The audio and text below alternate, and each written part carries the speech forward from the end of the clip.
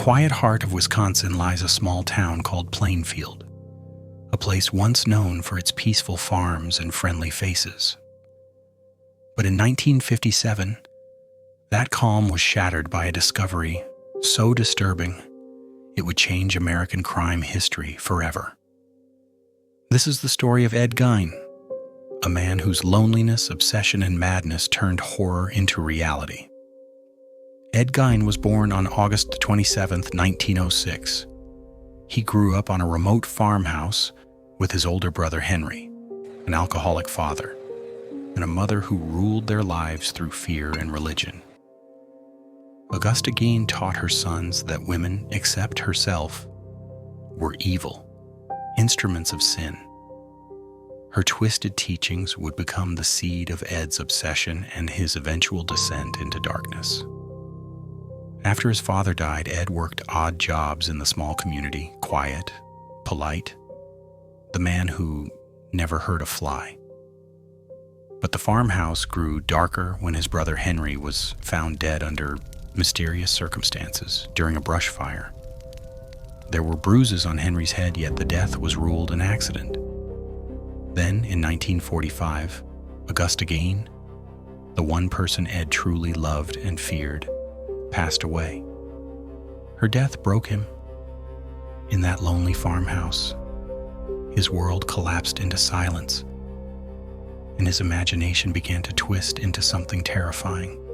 Neighbors saw Ed as shy and harmless. No one imagined what was happening behind those boarded windows. He began visiting local cemeteries at night, digging up recently buried women who resembled his mother. Inside his decaying home, he kept objects made from their remains, mementos of a world only he understood. To Ed Gein, he wasn't committing crimes, he was keeping company.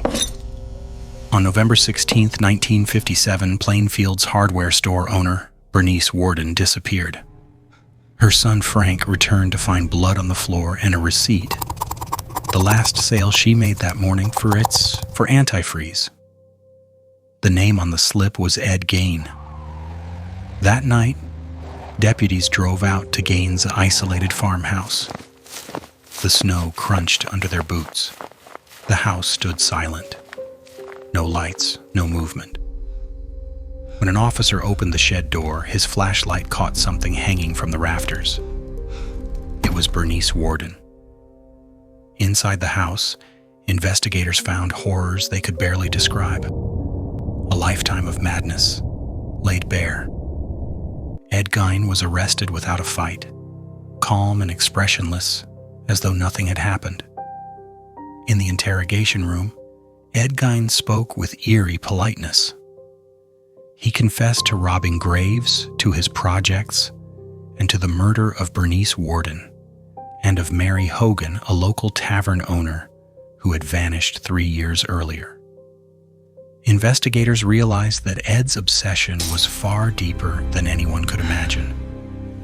He told them he wanted to become his mother, to wear her skin, to feel her presence again. It wasn't just murder. It was psychological collapse, the complete loss of reality. Doctors later diagnosed him as legally insane. He was sent to Central State Hospital, where he would live the rest of his life in confinement. Ed Gein never saw freedom again. But the shockwaves of his crimes rippled far beyond Wisconsin. His twisted story inspired some of Hollywood's most chilling characters. Norman Bates in Psycho, Leatherface in the Texas Chainsaw Massacre, and Buffalo Bill in The Silence of the Lambs. In the end, Ed Gein's story is not just about murder, it's about isolation, obsession, and the horrifying potential of a mind left unchecked.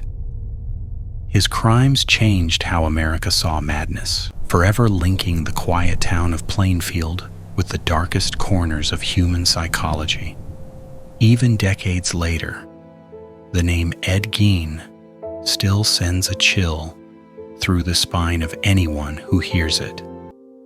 A reminder that real horror often begins not in monsters, but in men.